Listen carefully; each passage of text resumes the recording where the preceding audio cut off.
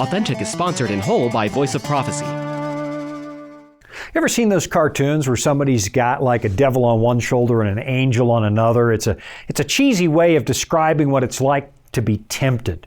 So what does it mean, temptation? And really, what's so wrong about just giving into it? And what if you're actually forced to choose between two really bad options? I'll be right back to start unpacking some of that on today's episode of Authentic. Welcome to Authentic. Shawn Boonstra explores real existential questions about the meaning of your life and how you can live a genuine human existence. Listen every week right here on this station or on your favorite podcatcher. Here's Shawn with this week's episode of Authentic. You probably remember this because it was so incredibly controversial, but back in the late 1980s, the American director Martin Scorsese released a film called The Temptation of Christ, based on a 1955 novel by the same name. And as you might expect, anytime you mess around with the biblical story of Jesus, it really upset a lot of people. In fact, one group of protesters in France actually set fire to a theater with people inside, which, if you ask me, is a really strange way to try and set the record straight when it comes to promoting the teachings of Christ. Martin Scorsese received multiple death threats, which again seems like an odd way to try and make the truth about Jesus seem more obvious. Now, to be perfectly honest, I've never seen the movie, even though I wasn't a practicing Christian when it first hit theaters. And in hindsight, I'm guessing that my Christian background probably kept me from wanting to see it, the same way that my current Christian practice has made the premise of the film seem, well, distasteful to me.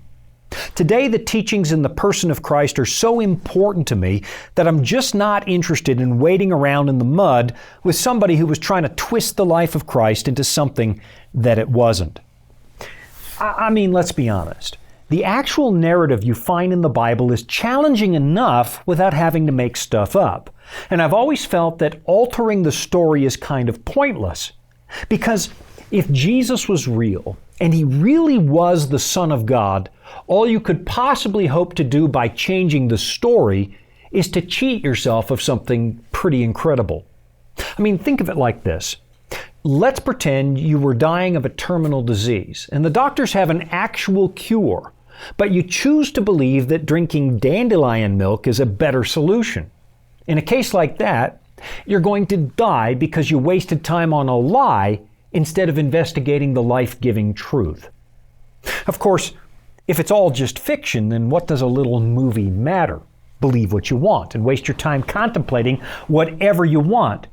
But if this book is telling the truth, I would think it might be smarter to wrestle with a deeply challenging reality, a reality that has the potential to add meaning to your life. Now, that having been said, I will give the original author, and now I'm talking about the book and not the movie, I'll give the author a few points for bringing one important idea to the forefront. And that's the idea that sometimes we talk about Jesus as if he's completely unlike us. He got that part right. Not much else, but he got that right. I mean, when Jesus was tempted, it was real. It wasn't some kind of show trial. And that's really important to understand because Christians sometimes like to emphasize Christ's deity and talk about him as if he was completely different from every other human being who's ever lived. But the Bible is crystal clear that he lived an authentic human life, like it says in this passage that I often quote from the book of Hebrews.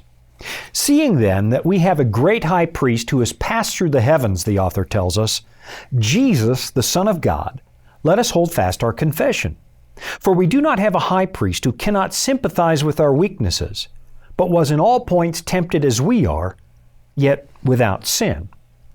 So now we're about to tread on some really dangerous ground because trying to figure out exactly how divinity can blend with humanity so that Jesus can be fully God and fully man at the very same time, well, that's really beyond even the brightest of minds, and you quickly get into trouble if you're not being careful. It seems like there are two equal but opposite ditches that you can fall into when you consider the nature of Christ. One, you can talk about Jesus like he's entirely like us, completely the same in every single detail, which can lead to ignoring his deity. Or two, you can talk about Jesus like he's completely not like us, which ignores the incarnation and the humanity of Christ. So anytime you touch on the nature of Christ, on the way that Jesus was fully God and fully human at the very same time, you run into the risk of very probably getting it wrong, at least if you find yourself trying to drill this down to the very finest details. And so I want to move forward with a great deal of caution today because I don't want to find myself playing the part of a fool who rushes into places where angels fear to tread. It's a responsibility that I take very seriously because while I'm naturally going to be wrong about all kinds of stuff all the time, I still do my level best to talk about what I know to be true and to stay away from things that are way above my pay grade. So with that disclaimer firmly in place, I want to talk about the real story of the temptation of Christ, the way it reads in the Bible, because I think it says a lot about the way that you and I are required to navigate life. It's the story of a man who was completely unlike us because he was sinless, God in human flesh. But more importantly, it's also the story of a man who was like us, the way the book of Hebrews describes. He came to live an authentic human life and to show us what it means to live as the image of God. And we really have two choices when it comes to examining this story because the Bible gives us two different versions, at least when it comes to the details. Mark only mentions the temptation of Christ in passing, but then you find one detailed account in Matthew and another one in Luke. Now the content is the same. It's the same list of 3 temptations, but Matthew and Luke actually list them in a different order. Matthew arranges the temptations so they kind of build to a natural climax, and he ends with the devil offering to give Jesus all the kingdoms of this world. But then Luke's order is somewhat different. He lists the temptations differently, beginning with the temptation to turn stones into bread, then the offer of the kingdoms of this world, and then finally daring Jesus to leap from the pinnacle of the temple. Luke is roughly approximating the order of the temptations you find in the Garden of Eden, where the serpent starts with an appeal to human appetite and then leads to this idea that we can become something more than human, godlike. Of course, as I've mentioned in other episodes, Matthew is emphasizing the kingship of Jesus, demonstrating that Jesus is the Lion of the tribe of Judah. And Luke is underlining the humanity of Christ by showing Jesus as the Son of Man. And I struggle a little bit to decide which version we should look at today because there's a lot to learn from both approaches. But I think because Matthew is actually a bit of a personal favorite, I'm going to look at it from his perspective. Of course, what you should probably do when the show is over is go back and read both accounts to see what you can learn from these two different approaches. But now it's time to get down to brass tacks and do a little bit of reading. So here we go, beginning in Matthew 4 and verse 1. The Bible says, "Then Jesus was led up by the Spirit into the wilderness to be tempted by the devil. And when he had fasted 40 days and 40 nights, afterward he was hungry." So let's pause there for a moment and consider the information we already have. The temptation of Christ, according to the Bible, was something that had to happen. So in other words, it was planned. It tells us the Spirit led Jesus into the wilderness specifically for the purpose of being tempted. You see, as you study the ministry of Jesus, what you're going to find is that there's just no end to the breadth of it. If you ask the question, what did Jesus come to do? You're not going to find an easy answer. I mean, yes, the book of Luke summarizes his ministry beautifully by saying the Son of Man has come to seek and to save that which was lost. And that's really what he did in a nutshell. But unpacking that idea is going to take the rest of your life, and even then you won't be done. And right here at the top of the story, we discover that Jesus had to face the devil. He had to be tempted, and the Spirit of God arranged it. Why? Because you and I failed. Humanity failed. We believed a lie and we caved in the face of temptation. And if Jesus is going to stand as the new head of the human race, as an authentic human being made in the image of God, he's going to have to face the same challenges that we do. And I'll be right back after this to explore that just a little bit more. Life can throw a lot at us. Sometimes we don't have all the answers. But that's where the Bible comes in. It's our guide to a more fulfilling life. Here at the Voice of Prophecy, we've created the Discover Bible Guides to be your guide to the Bible. They're designed to be simple, easy to use, and provide answers to many of life's toughest questions. And they're absolutely free. Sign up at BibleStudies.com today and start your journey of discovery. Retirement planning can be a stressful process, but it doesn't have to be. The friendly people at the Voice of Prophecy can walk you through the entire process and explain all of your options based on your specific needs. Whether you'd like to set up a trust for income or make a gift that will benefit your loved ones and change lives through the Voice of Prophecy, we're here to help. To learn more, call 1-800-348-5993. This is Authentic with Shawn Boonstra and the Voice of Prophecy. The story of the real temptation of Christ begins by telling us that this was something that had to happen. And then it tells us that by the time the devil shows up, Jesus has already been fasting for 40 days. Now, it doesn't tell us exactly why he's fasting, but it's not too hard to figure it out. Right before this story, we find the story of Jesus' baptism, where a voice from heaven suddenly says, "This is my beloved Son, in whom I am well pleased." He's been publicly introduced as Messiah, and the baptism is the point at which Jesus' public ministry begins. So what is he doing in the wilderness? He's probably contemplating the nature of his work, the task that lies before him, and he's probably fasting to keep his mind clear, which is a spiritual discipline that Christians have largely lost sight of here in the 21st century. And it's after 40 days of not eating that the devil suddenly shows up. It says in verse 3, "Now when the tempter came to him, he said, 'If you are the Son of God, command that these stones become bread.'" There's an important word in that statement, and it's a really short word. It's that tiny word, if. God the Father has just publicly declared that Jesus is his Son, and now the tempter is trying to make Jesus doubt that. And you'll notice he doesn't do it when Jesus is strong and brimming with confidence. The tempter hits him when he's fatigued. Now, I've never fasted for 40 days, but I've done it for 10. And I can tell you that there comes a point where you begin to feel, well, a little weak. So what we have here in essence is a person who's getting kicked while he's down. And that tells us something about the nature of temptation. It doesn't really happen when you're resolute and brave. It happens during moments of weakness, when you're tired, or you're angry, or maybe you're even bored. And it's at those moments that bad ideas quickly develop into temptation. Let me give you an example of what I'm getting at.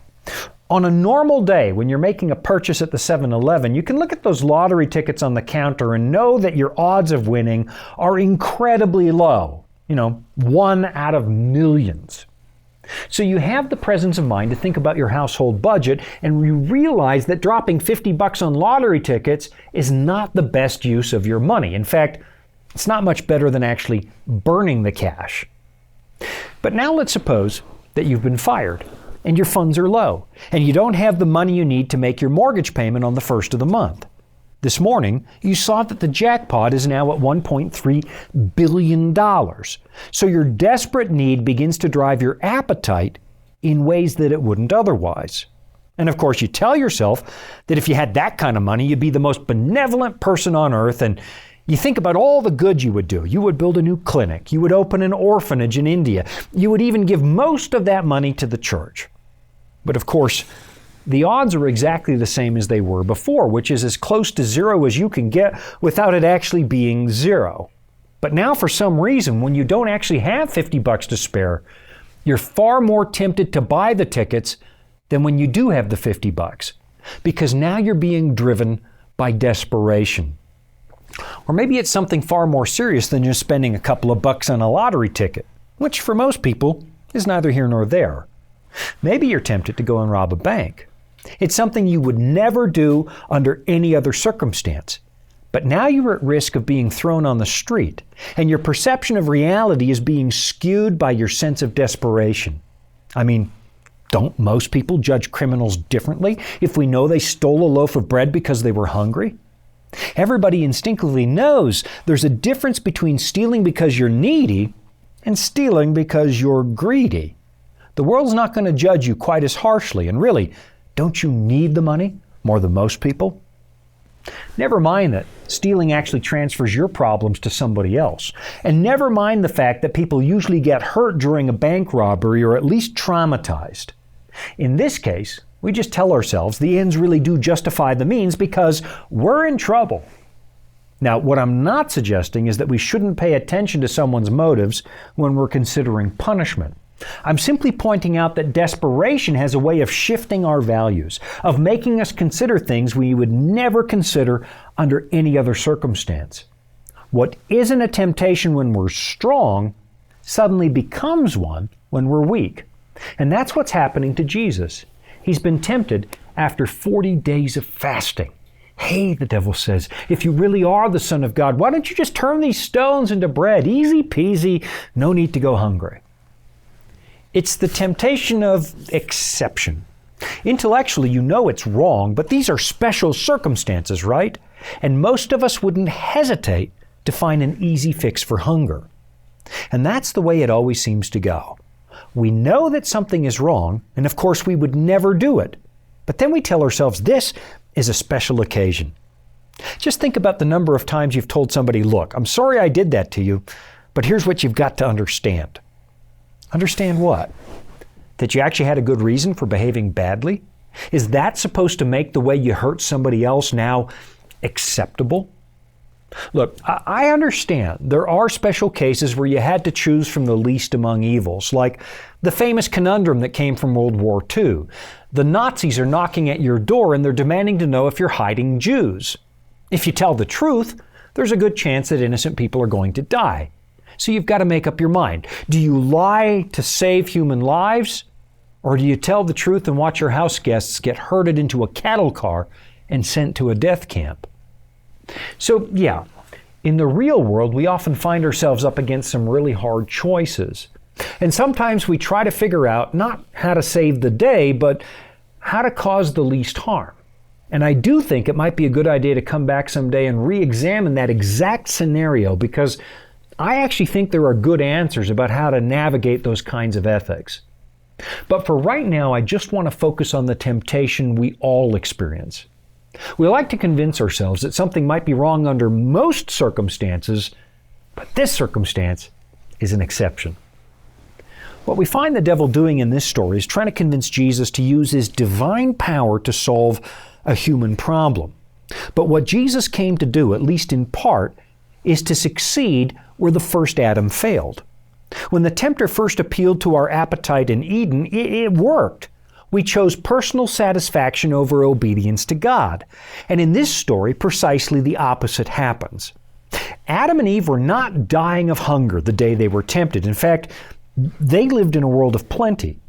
But still the tempter appealed to their appetite and said, listen, maybe God said you couldn't eat from every tree, but have you actually looked at this one? So when the woman saw that the tree was good for food, it says in Genesis, that it was pleasant to the eyes and a tree desirable to make one wise, she took its fruit and ate. Way back then, it wasn't a case of need. But most people would have no problem suggesting that Jesus might be perfectly justified in doing this, because he's just been fasting for 40 days, and we all know that 41 days starts to get dangerous. I'll be right back after this. Here at the Voice of Prophecy, we're committed to creating top quality programming for the whole family, like our audio adventure series, Discovery Mountain. Discovery Mountain is a Bible-based program for kids of all ages. Your whole family will enjoy the faith-building stories from this small mountain summer camp and town. With 24 seasonal episodes every year and fresh content every week, there's always a new adventure just on the horizon. Check it out today at discoverymountain.com. This is Authentic with Shawn Boonstra and the Voice of Prophecy. Back in the 1960s, when Joseph Fletcher released his now famous book, Situation Ethics, he argued that right and wrong are not necessarily clear-cut ethical categories, that the real world might be more a matter of shades of gray. Something might be wrong under most circumstances, he said, but sometimes it's perfectly justified because the situation demands it. There are times, Joseph Fletcher wrote, when a man has to push his principles aside and do the right thing. Now, I want to be careful because in a broken world, there actually are some gray areas, and not everything is always easy to figure out, ethically speaking. And I also want to be careful that I don't make a caricature out of this book, because while I disagree with his basic premise, the book is far more nuanced than I'm about to lead some of you to believe. I guess I just felt the need to mention him because he had such a profound influence on the way that our generation thinks. But now let's get back to the matter at hand, and that's the first temptation of Christ the way it reads in Matthew chapter 4. Somebody might be asking why it would be wrong for Jesus to feed himself, and the answer is, well, it wouldn't be. And that's kind of the point. The road to darkness never starts with an obvious evil. Of course Jesus is hungry, and of course it's not a sin to take care of your basic physical needs. That's not the point of the story.